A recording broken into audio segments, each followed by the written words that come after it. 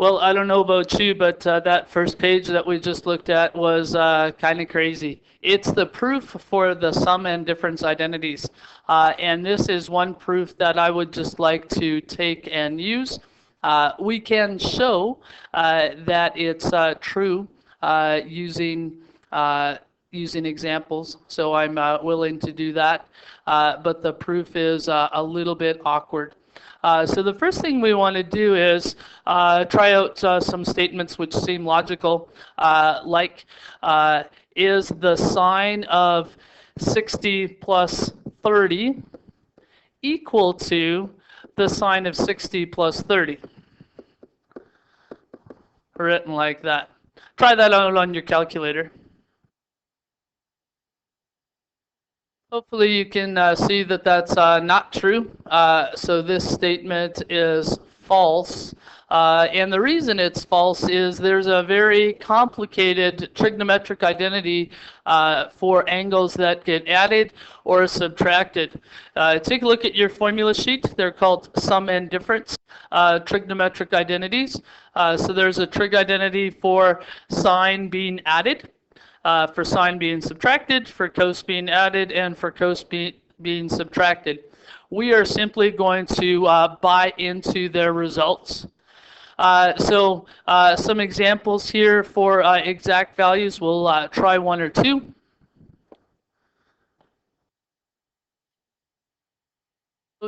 So taking a look at two examples where I have degrees, and it was an addition, a sine addition, and a cosine addition.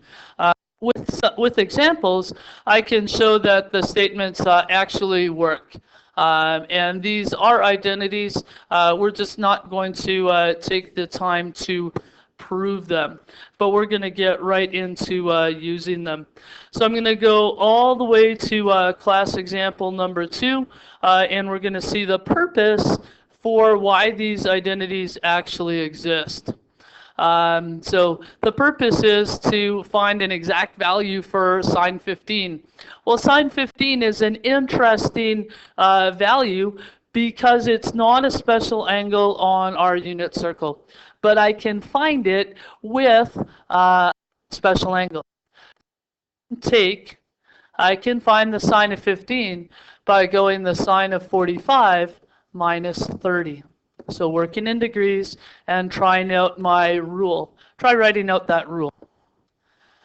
So this is the exact value of sine 15. It's not a decimal value. I can't simplify it any further. Root 6 minus 2 minus root 2 over 4. Now I've got to write root 5 pi over 12 as a sum of two special angles and show the cotan relationship. So I'm looking to prove a cotan relationship, and that's going to take a little bit of work. One moment, please.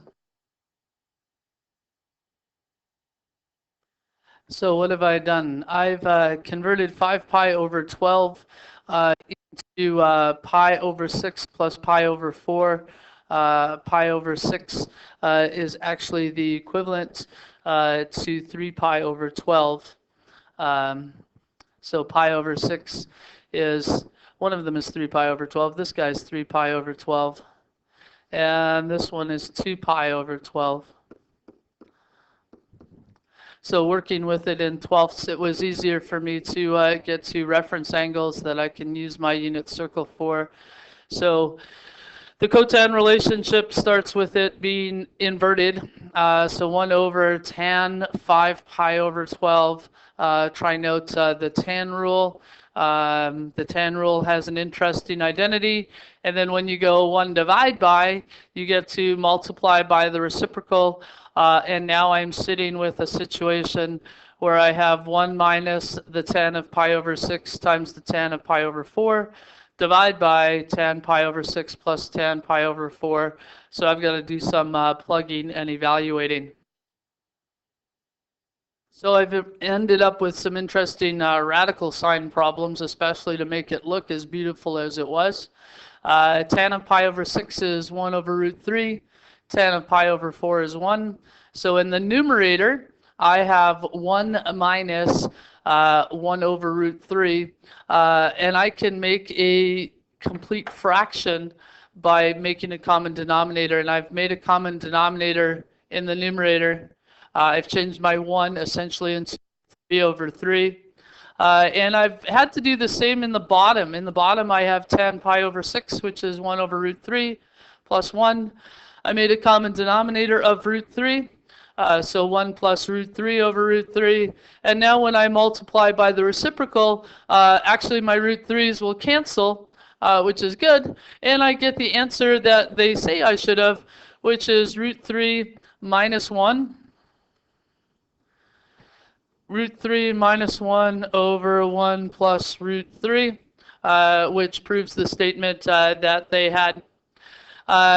Example 4 is trying out what rule. We've got cosine and sine of two numbers that are being subtracted. So cosine and sine of numbers that are being subtracted, that must simplify to sine of the first number, sine of 100 minus 10. It's a difference identity using the sine rule, so that's equal to the sine of 90. When I look at the next one, I've got cosine, I've got a mess of things. Cosine a quarter pi minus theta. What am I going to do with that? This is a really funny way of applying the rule, but I have cosine of two different angles, and then sine of two of those same angles being subtracted. I need to recognize that as my cosine law, the cosine of the addition of one plus the other, so the addition of a quarter pi minus theta plus a quarter pi plus theta, a quarter pi plus theta. So I need to add those. A quarter pi minus theta plus a quarter pi plus theta, the thetas cancel out. What am I left with? That's a really complicated way to get the cosine of pi over 2, which is equal to 0. Now one other application, looking for an exact value of the cosine of a plus b, drawing some triangles. I'm going to draw some triangles first. So I've got a triangle situation for A, and I've got a triangle situation for B, and I'm looking for the exact value of the cosine of A plus B. I'm going to need to know what my other sides are. Perhaps you're familiar with these Pythagorean numbers, but I know that that's a 4 and that's a minus 12. Write out my cosine law. So my cosine law for addition says cosine of the first, so cosine of A times cosine of B minus, I know that's weird, sine of A and sine of B. And then I'm going to have to do some simplifying. So the cosine of A I already know is 3 over 5, and the cosine of B was 5 over 13. But now I need the sine of A. The sine of A is 4 over 5, and the sine of B is negative 12 over 13. And I'm going to need to simplify, so I need to do some multiplying. Let me catch up with that.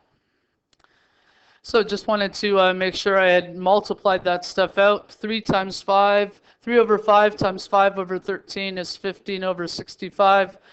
I end up with a plus sign because of a double negative.